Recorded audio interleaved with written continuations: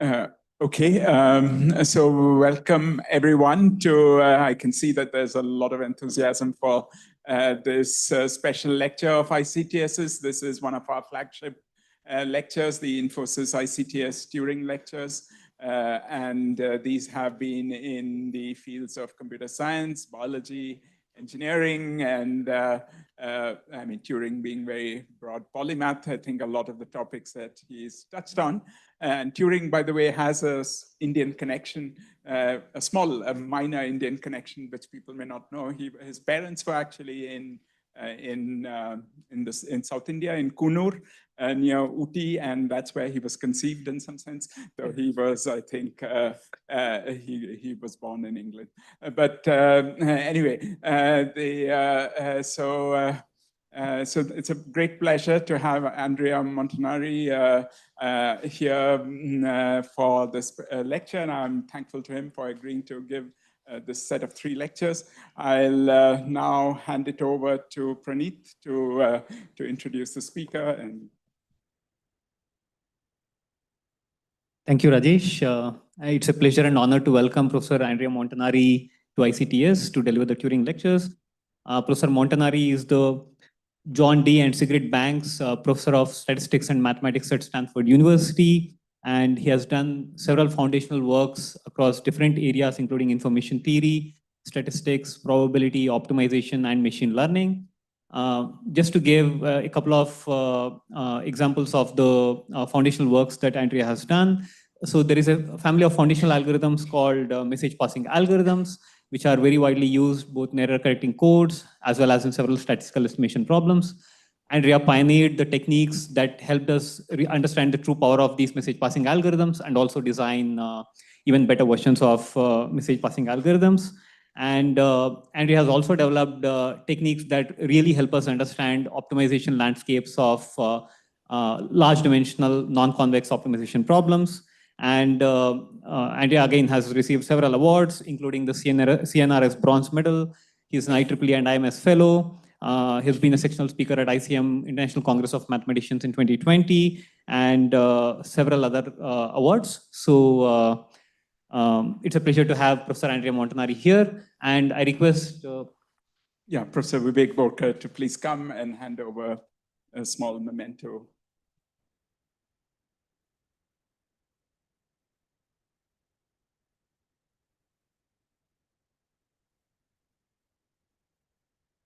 Okay.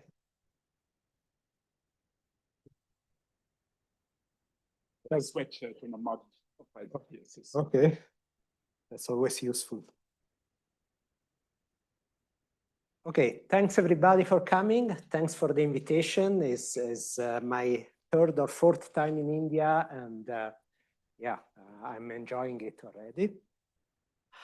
So I tried to prepare a broad audience talk. I hope there are mathematicians or physicists in the audience and no background in machine learning is required here.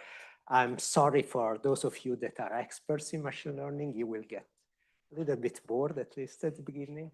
No, more than the beginning, but okay. At least it's, I hope it's a little bit a different way of presenting things. Yeah, I want, perhaps I spend 2 minutes. I'm a theoretician, and this is called an International Center for Theoretical Sciences. And every other day, I question myself about what is the role of theory in machine learning. I started getting interested in this area around 2008 in high-dimensional statistics and machine learning. I went back and looked how many papers appeared in the 3 major conferences in this area back then, and it was about 10 to the 3. And then I look in 2024 last year, and it was 3 times 10 to the 4. So there was a 20-fold increase. And this is not just, it's easy to dismiss like this just, people publish rubbish because they like to do it. There have been obviously major discoveries with major impact, right? Major scientific discovery, right? We have machines that can learn language. A few years ago, I couldn't believe this. I would have bet against this.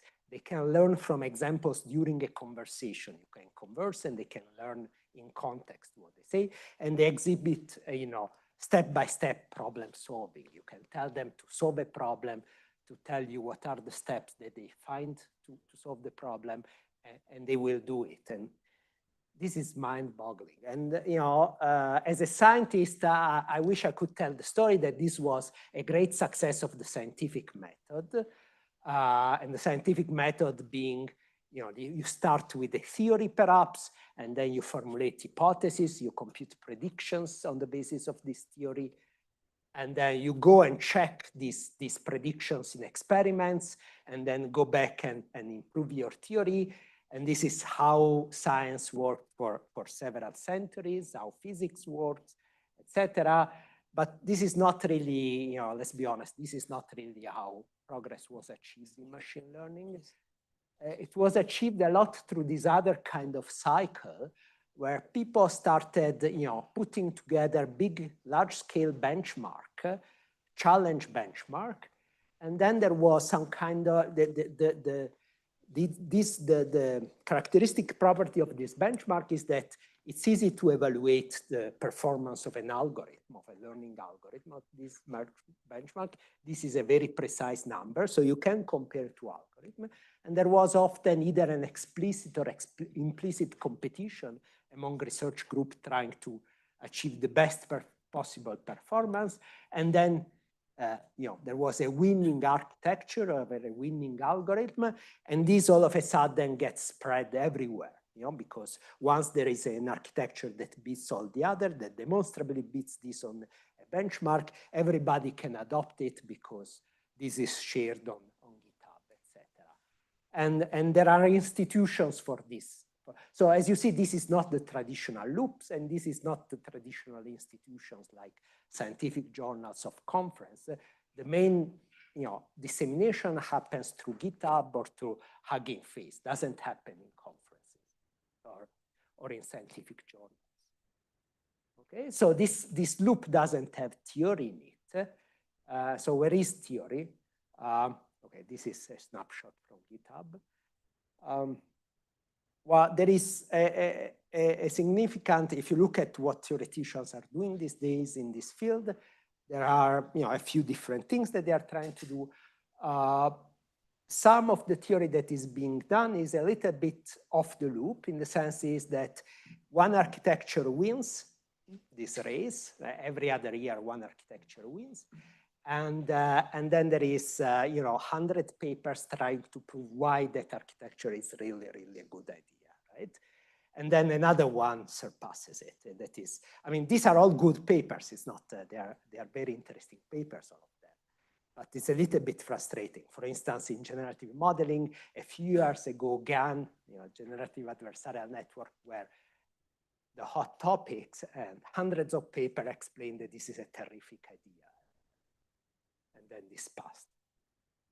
Okay, there is another kind of theory that, you know, or not another kind of, but another thing that theory is trying to do is trying to ask some very basic questions about some very general phenomena. For instance, one question that you might ask is, if I throw more data at my model, will my model improve? You would think so, but it depends a little bit on how you do the training in reality. If, you know, I make a model more complex, will my model improve? Now, whether it's yes or no, it's a little bit more tricky, and to a large extent, the rest of the lecture will be about that question. Okay, and there have been theoretical successes. One is, you know, I listed a few, but there are others. You know, overfitting generalization, scaling laws, you know, were in part inspired by theory, generic phenomena in gradient descent, or, you know, benchmarking and uncertainty quantification. These are all areas in which there has been significant contribution of theory. And actually, today we had a few talks about, you know, a couple of these topics that were really very interesting. Okay, so today, you know, this lecture will be based on, will be focused on this specific topic. So this is the plan. I will try to describe what is a generalization problem, you know, to an audience that doesn't have background, and then what what is new in this problem, why this became again a problem with modern machine learning, and then describe two previews basically in the next two lectures that are two sets of results that I worked on personally in the last few years. Okay, so what is the generalization problem? I think it's useful to look at it from a historical point of view and go back to the 60s. Until 1960, a computer was something that worked on the basis of a program, and the program basically defined an input-output relation. You put an input and then spits it out. Okay? So if you put yourself back in that mindset, it's really mind-boggling the idea that came to these people. Rosenblatt was a pioneer here. That perhaps a computer can learn, right? You don't have to define a program. You just show to him or to her or to it examples, X, Y, and it will learn the relation. And he came up with a proof of concept for this that was the perceptron. So this is a picture of Rosenblatt building a perceptron at Cornell, and this is the figure of a perceptron that is remarkably similar to the figures that we draw nowadays still in the talk. So you can imagine that soon after this came up, people asked themselves, why does it work, right? This is, and what does it mean that it learns something, right? Now we have a way of thinking about it, but back then they didn't have, so must have seemed very surprising, right? And these questions were really answered by Vapnik in the early 70s, and Vapnik came up with an idea that now we accept as so obvious, but the fact that it's so obvious shouldn't distract you from the fact that it's a deep and important idea, and it's not obvious in reality that it's the correct one. But, and the idea was that learning is statistical learning. And by the way, on the flight here, Vapnik studied in Samarkand, which is a city in Uzbekistan, and I checked where is Samarkand on the map. And Samarkand is close to Bangalore, and MIT is close to Stanford. Okay. So what does it mean, statistical learning? It means that you should think of the data as IID samples from some unknown distribution, okay? And our input-output relation is a function, that will be parameterized by theta. And what is learning is really choosing one of these functions as to achieve a small error, a small prediction error on a new data point and on an unseen data point from the same distribution as the input, right? So here, therefore, my learning will be, or my model is qualified by the expectation of the distance between the new output and the function evaluated at the new input. And so the learning problem is the problem of selecting one of these models using the data x1 to xn. And the goal of this selection is to minimize what's called the test error. Now, once this is formulated like this, if you're a statistician, you will say, wow, this is just statistics, right? And this must have been the reaction to people back then, to statisticians back then. This is nothing new, etc. This is just statistics. And in fact, Vapnik was a PhD in statistics.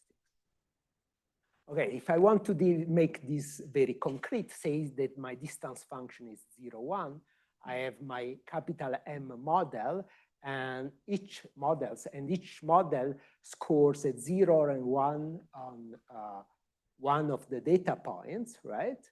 And then what you want to do is really predict on a new sample. Huh? So you want to select on the basis of what you saw in the past, the model that will perform best in the future.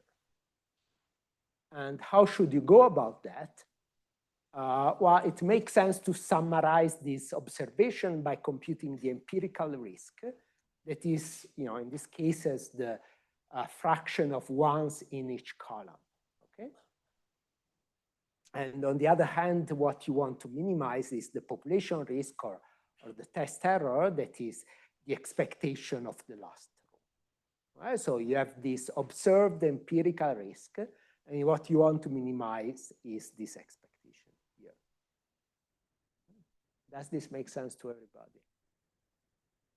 I'm looking at the last rows because I guess this is where the least familiar with these topics are. So what can we say about the relation between this empirical risk and this expected or population risk? Well, if I look at a single model, call it θi, well, here you have a sum, Vapnik tells us that these are IID random variables, right? So you have the average of n IID random variable. So this difference will be of order 1 over square root of n. But the problem is, of course, that this is true for every single θi. But what we are interested in is optimizing over θ. So we optimize we're interested in bounding this simultaneously over all possible models. And the technical breakthrough back then was the following, was to prove that this difference can be bounded uniformly over all parameters θ in whatever class of θ defines my model. Pretty much in the same way like the central limit theorem, modulo a factor here that is a dimension factor, the VC dimension. And the important thing is that this VC dimension is an intrinsic measure of the complexity of this function class. Okay. So Vapnik proved that, the Vapnik and Chervonenkins proved that, the empirical risk is uniformly a good estimate of the population risk, provided this ratio is small. Right. So I'll use this standard thing that I'll use less with Twiddle to say less up to a constant. Okay, so what is surprising here is that this holds simultaneously for infinitely many θ. Doesn't depend on how many models do you have here, and doesn't even depend on the number of parameters if you look at it. It depends only on the function class, which makes a lot of sense, right? In my function class, I have parameters that don't play any role, don't change the function. Those parameters shouldn't matter. So it doesn't matter the number of parameters that your model depends on, but only the function class via this mysterious quantity that is the VC dimension. So for this reason, sometimes it makes more sense to think of this as a max over all functions in this class. Okay? So uniformly over all functions of this class, the empirical risk is a good approximation of the population risk. Let me give you a couple of examples of computing this VC dimension. I will not define it formally, but just to give an idea of the fact that this is a very concrete kind of object. Okay, the simplest example, you take linear functions, where, okay, what is a linear function? Is a function that takes an input a vector and splits θ times this vector. And this is the set of all those functions where the θ vector has L2 norm bounded by rho. Then it's a quick, okay, if you use whatever definition, it's a quick calculation to check that the VC dimension bound implies this bound. The risk, the empirical risk is upper bounded, the difference between empirical risk and population risk is bounded by rho, this radius, times square root of the dimension of the problem over n. Okay, here throughout I'm assuming that x is norm of order square root of t.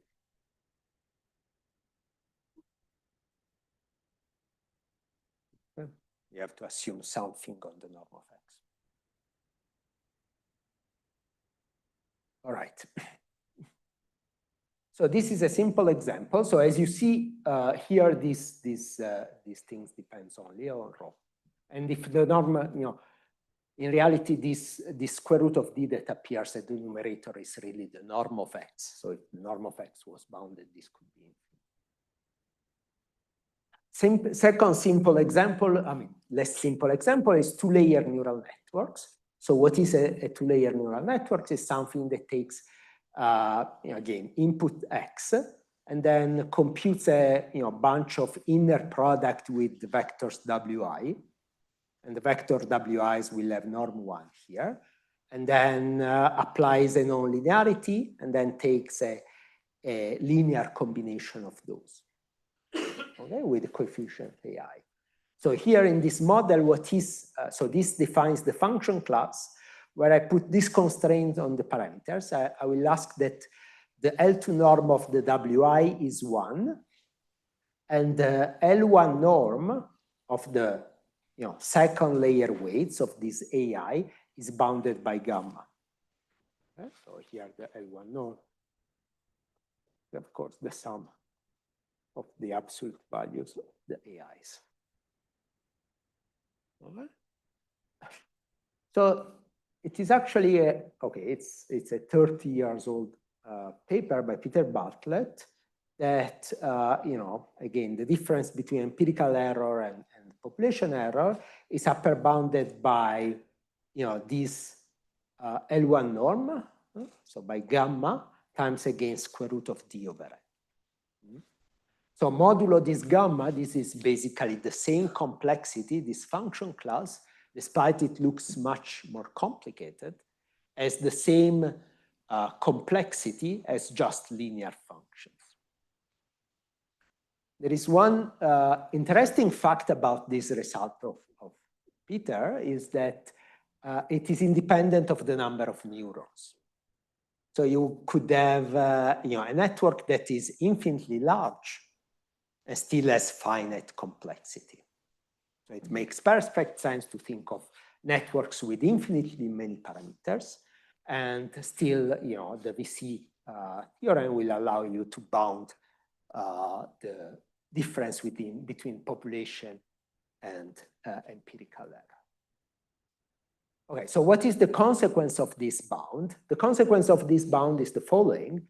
Okay, we have these two functions that depends on the parameters of my model, the population and the empirical, and our objective is to minimize this, but what we really observe is this one. And the theory really tells you that the two functions are kind of very close to each other up to this square root of d VC over n. Okay? So what does this mean? It means that, okay, so this is the bound that I wrote before. It means that instead of minimizing, what I want to, I can optimize what I observe, and I will achieve a close to optimal of the population error. It tells you also something about how you should construct your model. You should construct your model so that its VC dimension is much smaller than the sample size, because otherwise this whole idea breaks apart. Right? And once you minimize this, then you will, every time you minimize the population error, the empirical error, what you observe, when you go and test on new data, you will make an error that is typically larger. And the difference, it's always larger. And the difference is exactly this. It's always larger because you are minimizing this, right? And this difference is what's called the generalization error. It's the difference that you make into minimizing, optimizing for what you observe instead than optimizing on the unseen data. And Vapnik guarantees you that, if VC dimension is small, then the generalization error will be small. And this is learning. What is learning? Yeah, I see many examples, and then I can apply what I learn on the future example that I've not seen. Okay, so this is something by which we taught in school, etc. Now, despite we taught it in all good university, practitioners ignored us, and luckily so. This whole paradigm broke apart with deep learning. So this is an experiment from a few years ago by Nati Cerebro and his group. And here what they do is they take a small two-layer. This fact was very well known to practitioners before academics discovered it, learned it. But what they did is that they trained a two-layer neural network on a small data set. So this is MNIST. It's 50,000 images, and it's an image recognition task. And so they trained exactly the model that I wrote in my equations before. And then they varied the number of hidden units. So my capital N before. So this x-axis is exactly what I called before N, the number of hidden units, right? And then they plot here, they optimize optimize the parameters by gradient descent, and they plot here the train error, so what you optimize for, and the test error, so the error on unseen data. And okay, there are two curves, it's not important why there are two curves. Right? And what they observe is that as the network gets large, the train error becomes smaller and smaller, and this is obvious, right? Because you have more and more parameters, a richer and richer model, so you can fit better and better the data. And eventually it hits zero, means that you can, the model interpolates the data, classifies correctly all the data that is seen. And the test error decreases and decreases, and at a certain point, the two become different. And eventually they become very different. And so, Vapnik theory only applies to the first part of this curve at all. It doesn't apply at all to the last part of the curve. So it applies perhaps up to 8 units or perhaps up to 16, but already at 16 there is a very large gap. So this wouldn't be a problem, except that the best test error is achieved down here. So the best test error is achieved in a regime that we would have to avoid if we went by the explanation of learning that was taught to us by classical theory. So if we followed classical theory, we should stop this here. We should use a very small model, and we would not be able to achieve the small test error that we have here. And this is on another data set. And this experiment was repeated and repeated. This is the, more or less the same experiment. Before was 0-1 loss, here is square loss. This is by Misha, Belkin, and co-authors. Again, train and test error. And in this paper, what they discovered actually is that the two have, between the two, there is this spike. And so they call this the double descent curve. There is nothing particularly exciting about the spike in itself. The important fact is that beyond the spike, there is a region in which, again, the test error is much smaller, smaller than before the spike. And this is again the same experiment done with a bigger network on the same data set. Again, it goes up and then down. This is a paper in which, by a group at Google in 2016, in which what they did is that they took, actually a state-of-the-art image recognition,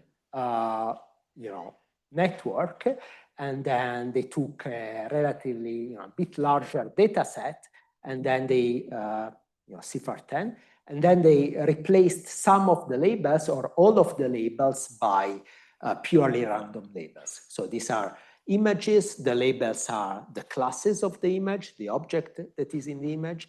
So they took the real label and replaced it by random label. And then they tried to fit their neural network, and they observed the train error, this is the red curve, as a function of gradient descent step size, goes to 0. meaning that the network is capable to interpolate pure, to fit white noise. Despite this, what they observed is that the test error degrades gracefully with the fraction of labels that they are corrupted. So what does this mean? It means that the network is fitting perfectly the pure noise, but on real data is not deteriorating too much. Okay. Okay, so what this experiment tells us in terms of the landscape, the optimization landscape, one other fact of this experiment is that, typically you start with a random initialization and the model that you converge to depends on the initialization. The parameters that you converge to depends on the initialization. So what did the experiment tell us about the landscape? Tell us that for sure there are global minima with risk 0. The risk is a non-negative function. It has some global minima that are 0. And in fact, there is many of them, because if you start from 2 different random initialization, you converge to 2 different with high probability. And also because, the dimension of the number of parameters is larger than the sample size, and therefore the set of global minima is, if there is one, it's a manifold, generically of high dimension. Typically, there will be one close to a random initialization intuitively. Yes. So here the VC dimension, is it greater than n? So the bound from the VC theory is like basically vacuous? Well, it must be, right? Because otherwise you wouldn't achieve 0 error, right? These are models with noise, so you wouldn't achieve 0 error if the complexity, if the Rademacher complexity, a more direct bound is in terms of Rademacher or Gaussian complexity. If the Gaussian complexity is not of order 1, you cannot achieve 0 error. The VC rate maximum over all possible functions. But here you're only looking at one function, so it does not really. Right. It does not have to be the case that dVC will be greater than n. I It think could also be the case that there are many thetas where the rate is low, but the maximum is still that bad. Okay, so what is, a better bound than the VC dimension is the Rademacher complexity, right? That you, how do I write Rademacher? Let's call it C. So this is another notion that actually is.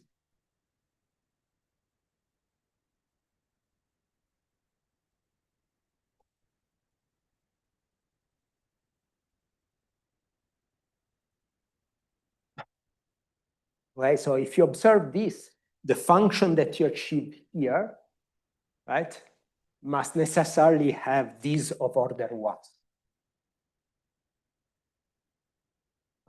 Theta of 1, right? So what does this mean? It means that I'm training over a class of function that contains at least one that achieves these of order 1, right? And that's it. So in other words, classical theory doesn't allow me to bound this difference, and of course so, because this difference is of order 1. Okay, so in other words, the landscape is not the nice picture that I showed before, but population error perhaps is some nice smooth curve, but the empirical error has many zeros. Some of them will have very bad population error, very bad test error. Some of them will have good test error.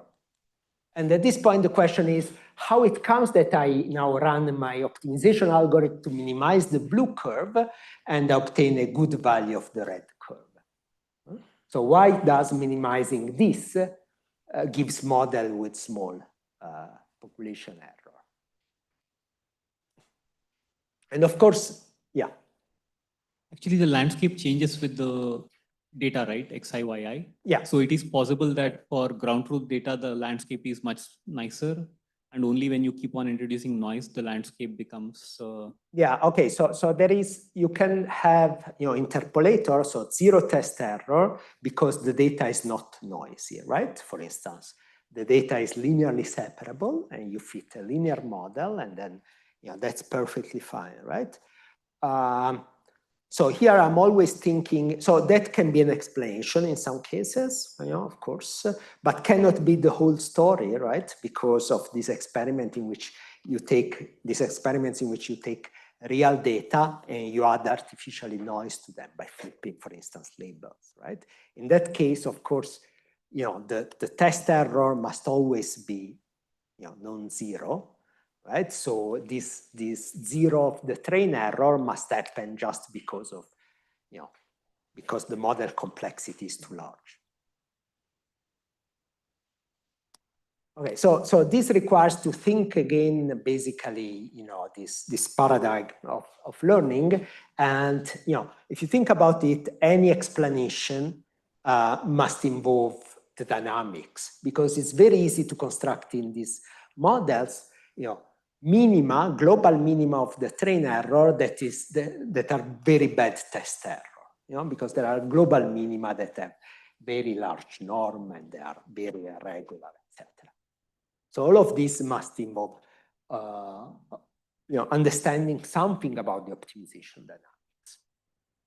And there are, broadly speaking, I think, two kinds of point of view that have been developed over the last 5 years or so. And so I'll call them two theories. One is neural tangent theory, and this idea in one line, I'll come back to it, is that basically what happens is, yes, there are many global minima that are bad, but if you start with a reasonable random initialization, somehow global minima next to that random initialization are very close to that random initialization are good. Okay, they generalize well. So, perhaps you are optimizing over a big space of global minima, but effectively your optimization algorithm converges very quickly to one close to the initialization, and that will be good. Another point of view is that perhaps, this works because we are not training, to find any arbitrary global minima.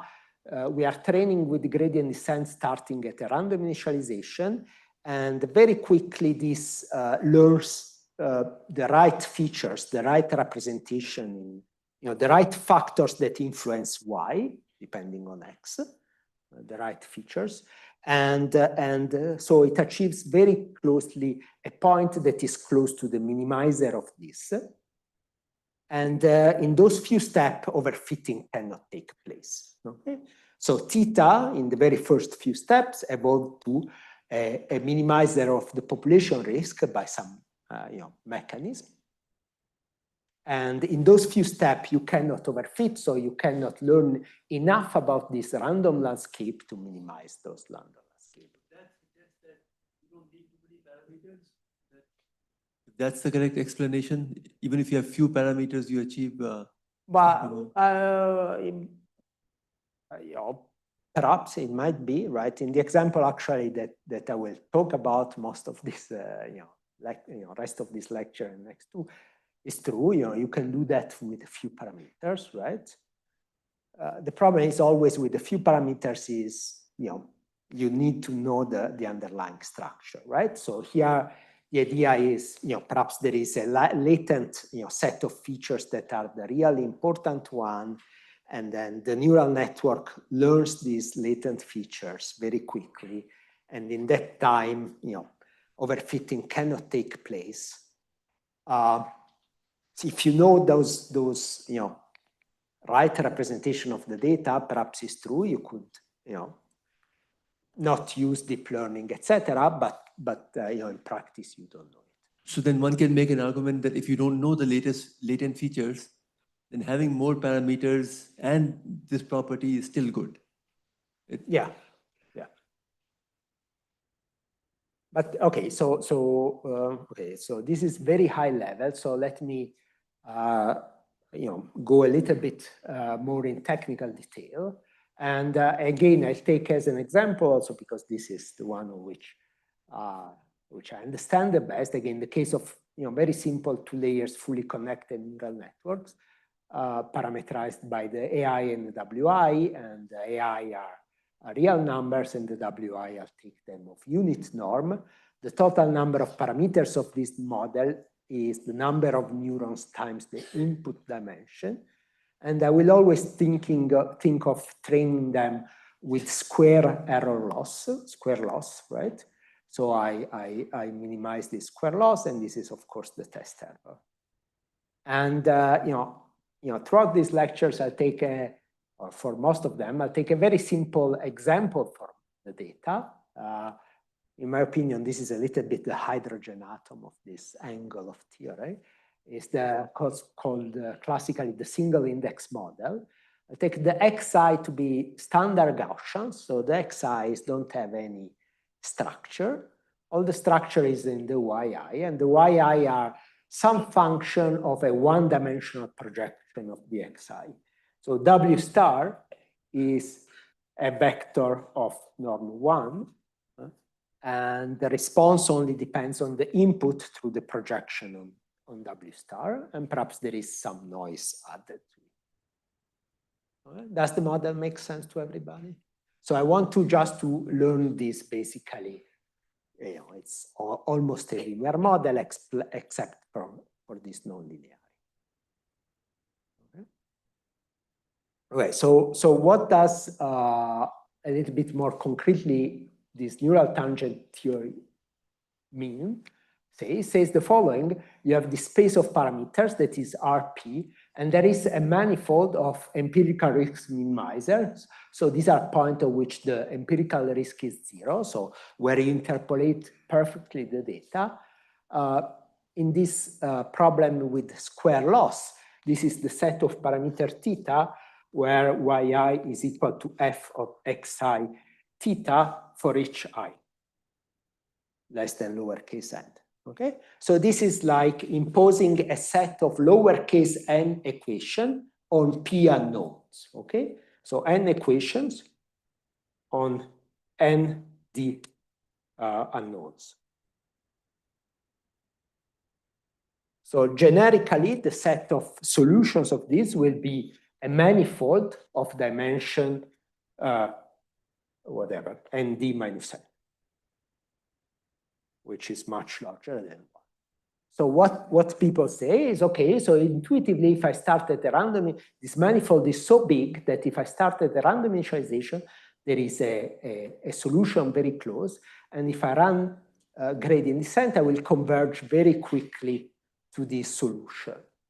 At this point, I will overfit the data because I will reach training error that is 0, while the test error will stay different from 0. But I will fit a model that is very simple, and it will be basically a model that is linear in the difference theta minus theta 0. So it's basically a linear model because all that matters is the dependence on the parameters, and you can think of theta minus theta 0 your parameters.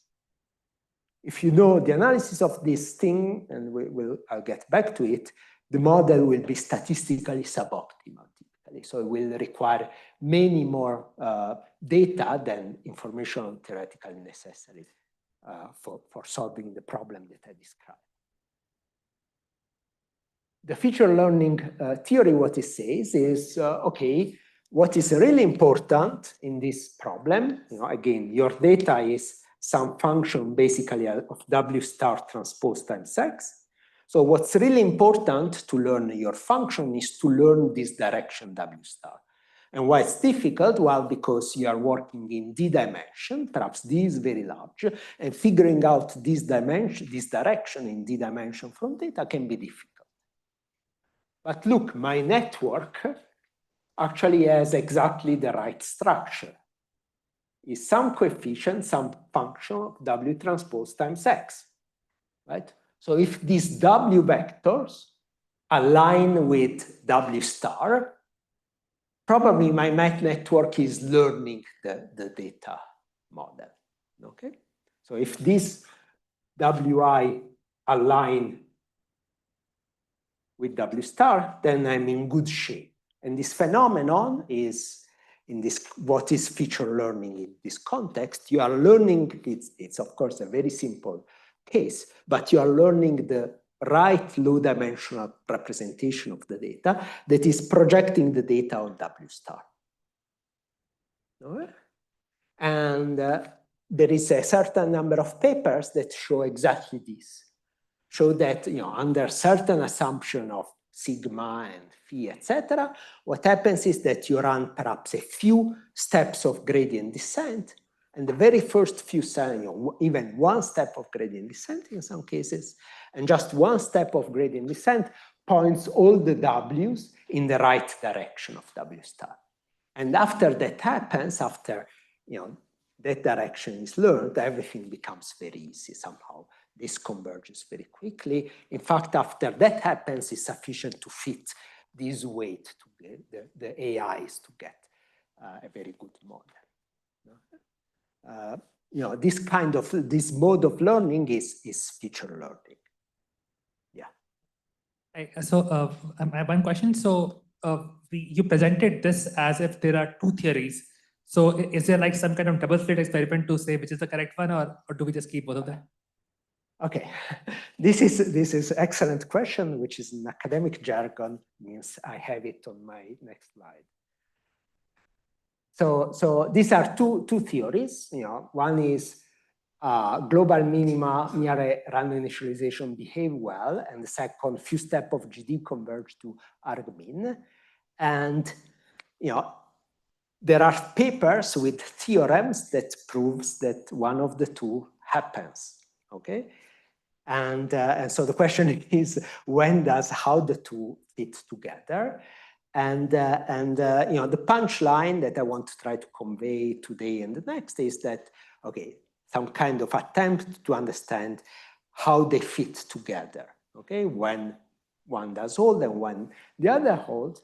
And the punchline is that these hold in different dynamical regimes in training. It depends on the initialization, first of all, of your training, on the scaling of the parameters, on many other things, but I will wash them away by taking a very simple way of training in my network via gradient flow.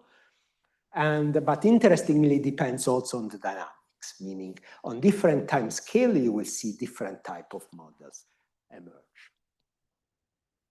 Okay, so I'll describe now two previews in the, does that kind of answer your question? That does. And I have one more question, which is that you stated the single index model as some kind of a hydrogen atom for this. So that's the hydrogen atom, then what would be uranium or materials? Like what would be the analog of that?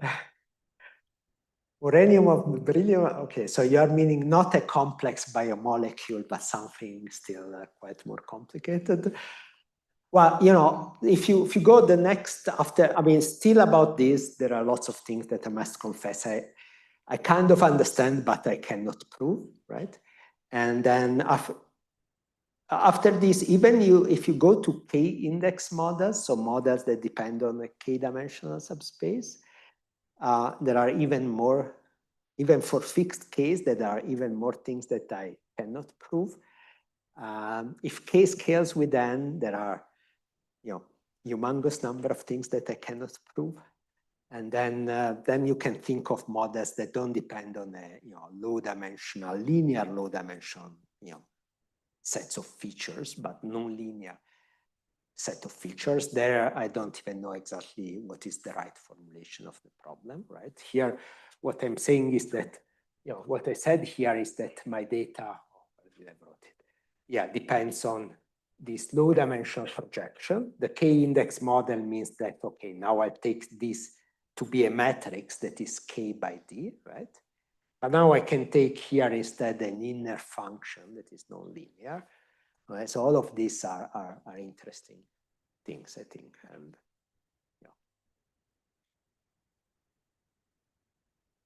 okay, so two previews. The first one is about generalization in the neural tangent regime, right?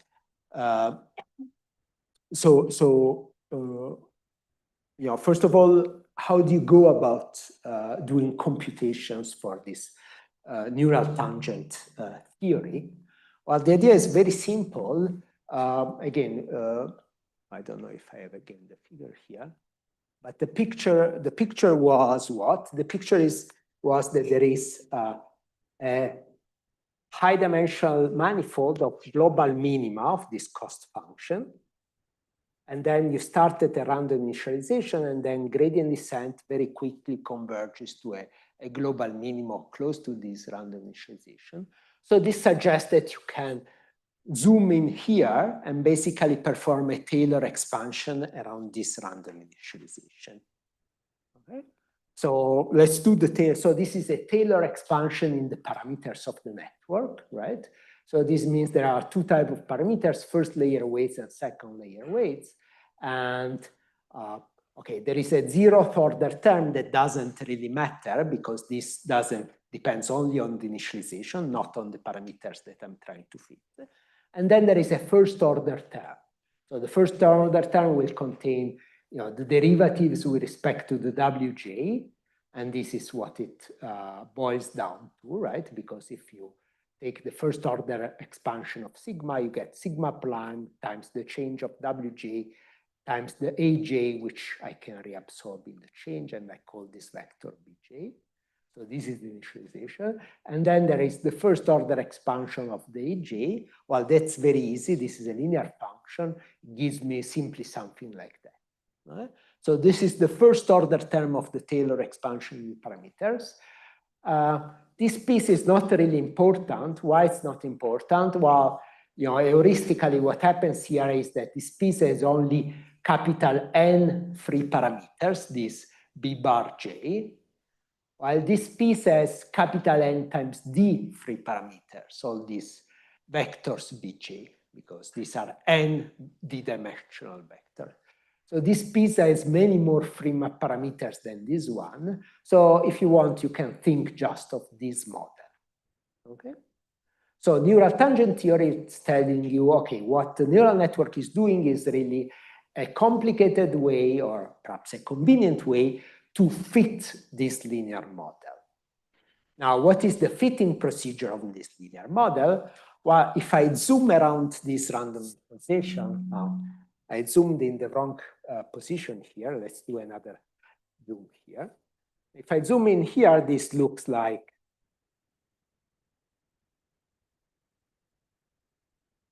every function will look like a quadratic around this point, right? It will be a quadratic with a very high dimensional null space.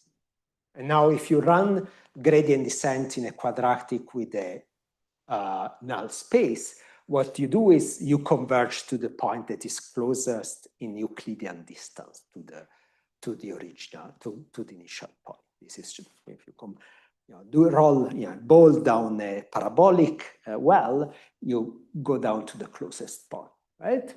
And so the way I should, to reflect this, the way I should fit these parameters, I should really look for the minimum, since these are the distance from the initialization, the minimum L2 norm, such that I interpolate the data.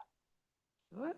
Now, so if that Taylor approximation is correct, I boil this down to, this kind of very simple minimizing a norm subject to a constraint that is linear.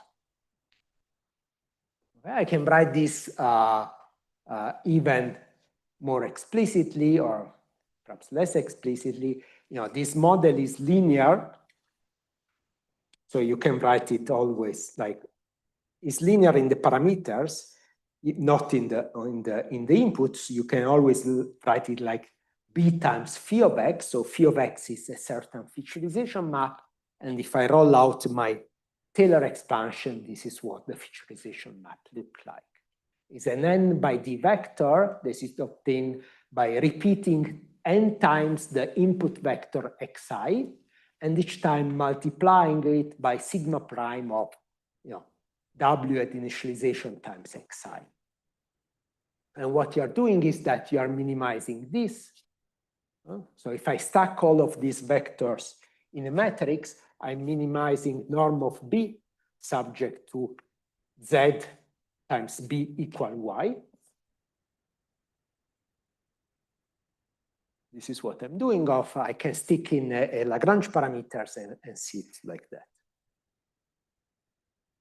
Okay, now once you do it in this way, you can try to compute. It's a linear model, so you can try to do asymptotics for the risk. And this is a result that we obtained a few years ago for a slightly different model. I'll skip the theorem, but okay, we take the right asymptotics and so on and so forth. And basically what happens, this is the curve giving the test error as a function of the number of parameters divided by the sample size. And we see exactly the phenomenon that I showed you before that people saw in neural network. That is, as the sample size, as the number of parameters of the model increases, there is this U-shaped curve, a spike when the number of parameters is equal to the sample size. At this point, the train error goes to 0. And then the test error redescend and the minimum is down there. Okay? And this is with a positive regularization. Okay. And okay, if you look into the mathematics of it, this is all random matrix theory. And it's kind of interesting random matrix theory. In fact, there are lots of questions, random matrix theory questions here that we cannot solve, at least rigorously. If I understood correctly, the idea of the neural tangent theory was that this curve of solutions is almost like some space filling curve. It takes up. Yeah. Now, but this doesn't seem to be a reparameterization invariant statement. So was it important that the basis that we used was somehow, had some knowledge about the structure of solutions? Because I could have chosen some other coordinate system in which that curve was a straight line and this distance was somehow far away. So is there something that you put in to get these results about? Well, there is a couple of things here, right? Because, I mean, yeah, it's true. You could reparameterize and straighten up this surface. But then, again, I initialize typically with a random initialization, right? My network. And this random initialization, there are some very standard ways of doing it. Typically, all the weights are IAD Gaussian, right? Now, if you reparameterize, this measure becomes something very strange, right? Yeah, what I'm trying to get at is if there's something special about the basis of functions that we were using to approximate, the function. If I'd used some other basis, maybe I wouldn't have gotten good results. I mean, of course, all of this is tied, basically, the one way to think about it is that the functions that are used are, all the functions.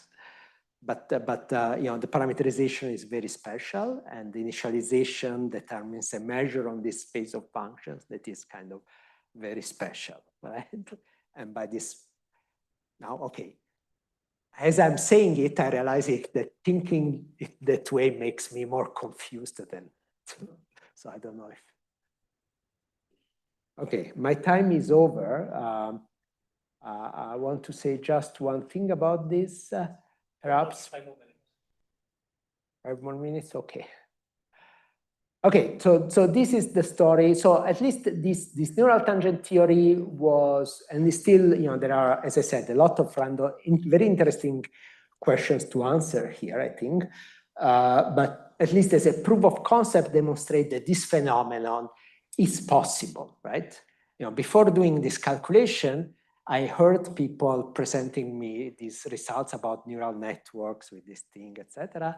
In particular, the Zhang et al. Paper in 2018. And I remember listening a talk about this and thinking, this is just impossible, right? There is no explanation possible of this. I mean, this is a fact because they did the experiment, but I cannot think of any explanation of it. But now at least there is a proof of concept. There are several proof of concept that this is possible.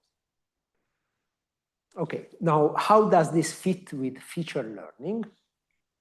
And as I said before, we must use the dynamics.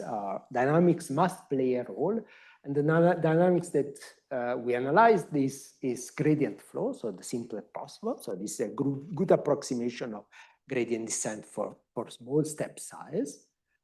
And the kind of analysis that we did here, okay, one way to think about it, perhaps there are some physicists here, so I'll say as a physicist, this is, one way to think about this is that this is a high-dimensional dynamics in a random landscape, because this is a random function. So there are methods in physics that were derived to analyze this type of dynamics, and in particular one method is dynamical mean field theory, that gives a way to derive exact asymptotics as n d goes to infinity with a constant ratio. Okay? And with Michael Celentano and Chen Cheng a few years ago, we were able to rigorize these things in a few cases. And then more recently with Pier Francesco Urbani, we derived asymptotics when now the width of the network becomes large, while this, that is the overparameterization ratio, remains constant. So morally, so the order of the limit is a bit special, but morally alpha is the number of samples over the number of parameters. Okay, so we did this double asymptotics, and the first part is rigorous. This part, my PhD was in physics. Pier Francesco is a physicist, so I put back my physicist hat, despite I didn't use it for 20 years, and we did physics. And it was kind of fun, and it was very interesting because, again, I had no clue about the answer to this before doing these calculations. But the typical scenario is the following. You initialize your network with, the way we initialized your network is, our network was with L1 norm of second layer weights of order 1. Okay, so small complexity. This is basically the Rademacher complexity of the network. So we start with small complexity network. This is not the standard initialization, it's what's called the mean field initialization. And if you do that, this is solutions of this dynamical mean field theory equation. And what we obtain is, what I'm plotting here is a tree curve. The blue curve is the test error. The red curve is the train error. And the red curve is basically the Rademacher complexity, the weight of second layers. And there are two time scales that emerge. So this become large, more and more separated as the number of neurons becomes larger. Now the number of neurons in this slide is called M, not capital N. Forgive me, I picked this figure from a paper. And as the width becomes larger, these two time scales separate. And what happens in the first time scale, test error and train error stay close to each other. And basically, you perform feature learning. So your weights align with the target direction. And the second layer weights stay small. And there is no overfitting. And then as time goes by, so I did this thing at this time, I'm not interpolating the data. I'm learning, I'm aligning, I'm not interpolating the data. Everything is nice. And then as time goes by, the norm of second layer weights grows. And then time of order m, it goes and becomes of order square root of m. And at that point, this is exactly the norm that allows you, if you do your Rademacher complexity, to interpolate the training data. And the training error drops to 0, and the test error goes back. And what's happening here, why the test error goes back up, something interesting happens that we call feature unlearning, that is the weights become again orthogonal to the target direction. In a high dimensional space, at initialization, they were nearly orthogonal. They aligned to gradient descent. And now what happens is that the algorithm is trying hard to fit the data, and the best way you can find it, again, gain entropy and push back the weights orthogonal to the target direction. Okay, so you unlearn the feature, and here you reach the error of the neural tangent model. Okay, So you recover basically the neural tangent model back there when you eventually interpolate the data. Okay, there is more to this that I will see, but at least you know, and there are many other things that we did here, but at least I understand now these two. Well, benign overfitting, at least, okay, is, you know. Yeah, here this is still a neural tangent model. It's a mean norm. So here the asymptotic generalization, the asymptotic test error that you achieve is the test error of a kernel method, or the neural tangent kernel method, and therefore it has benign overfitting here. You see, you know, if you fit, for instance, the NTK model, it has benign overfitting. But it's statistically very bad in the sense that, for instance, if the sample size is of the order of D or a bit larger than D, you only fit the linear part of the model, okay? So this increment in test errors is still considered benign? It's still benign in that sense.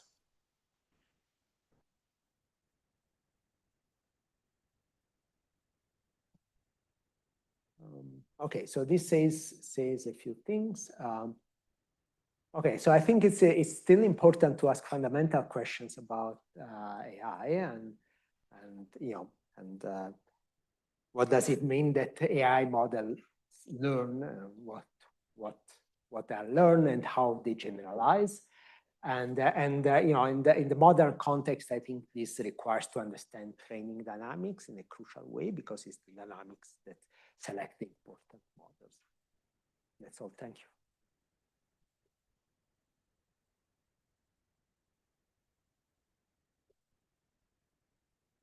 We have time for a couple of questions. Yeah. So, according to the neural tangent theory, you have this whole curve of global minima.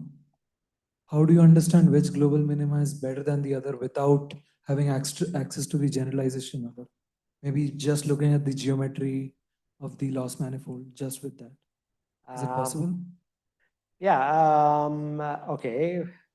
Okay, first of all, this, you know, two things. First of all, the second part of the talk, or the last two slides of the talk, kind of point of the fact that you shouldn't train to interpolation. You should early stop, right? Because if you go to interpolation, if you try to overfit, you know, this could be suboptimal, at least is suboptimal for sure in this example.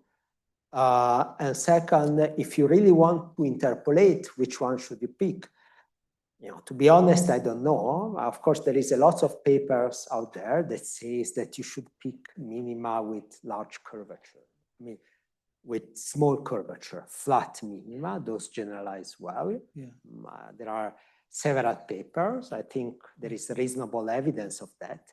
I don't think there is any theory, but I might be wrong, right? Given the numbers of papers in this area. But yeah, perhaps this can be understood in these models. I mean, in this setting, what happens really is that the error concentrates, right? And you always converge to the minimum norm error, minimum norm interpolator, and then the error of that minimum norm interpolator concentrates, right? So one would have to think about what is a good way to, a good model to think about that question, right? So I just wanted to follow up on my question on, you know, is it correct that we could design an adversarial function so that given the basis of functions that you're using, my function is such that you do stochastic gradient descent with random initialization and you manage to reduce training error, but the test error is always high. So could we try to design such an adversarial function? Is this design known for the basis of, for instance, two-layer functions that you had? Right.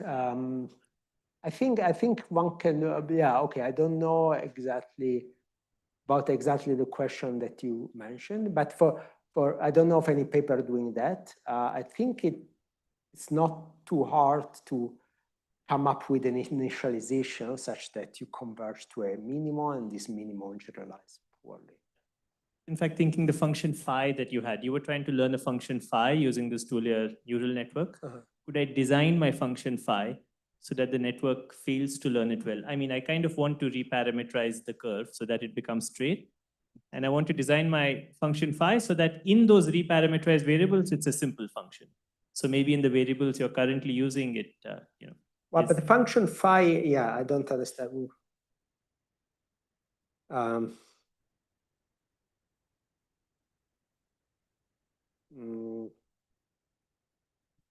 Yeah, I don't know. I mean, the function phi lives, you know, in a different space, right? The set of parameters is different from the set of parameters of the model that I'm fitting. I see. Right. So I don't know. I don't know if I understand your way. No, we look at the set of the solutions to the equation that you had. Right. And we try and design a function so that the set of solutions is a straight line. It's not the kind of curve that. But you see, the set of solution doesn't depend really necessarily on the function phi, only depends on this yi. That is the function phi evaluated at some point, right? See. Okay. Yeah, I can think more. Yeah, I mean, yeah. I mean, this geometry of this set of solution is it's another interesting question.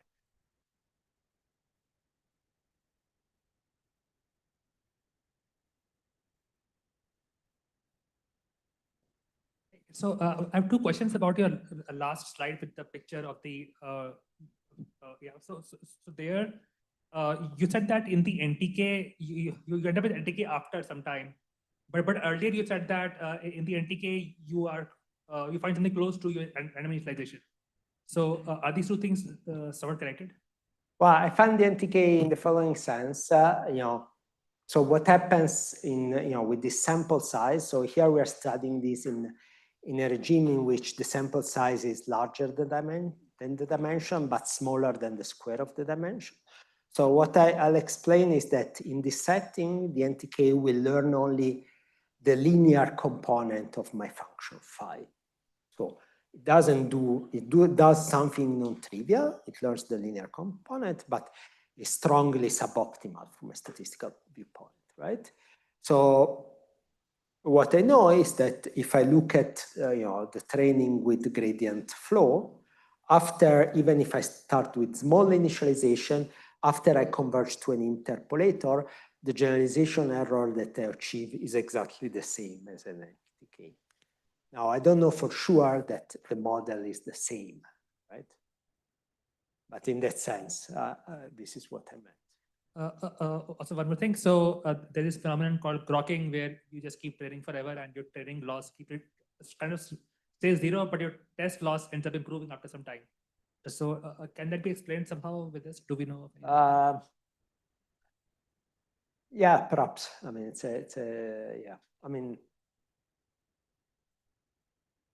yeah, I don't know exactly. I mean, there are a few ways to build it into this, DMFT equations. I'm not sure I know which one is the correct one, but in principle, this gives, yeah, one could try to model it. I'm not sure whether I know what is the correct model here for that. Also, maybe one final thing. So I think somewhere. I forgot what the title was. I think somewhere the title was called Physics of Large Language Models or something. It was large machine learning models. Was a pun on. So anyway, so can you comment on this new wave? So whatever you said, how can it be explained for something like language, or do we have any hope? Well,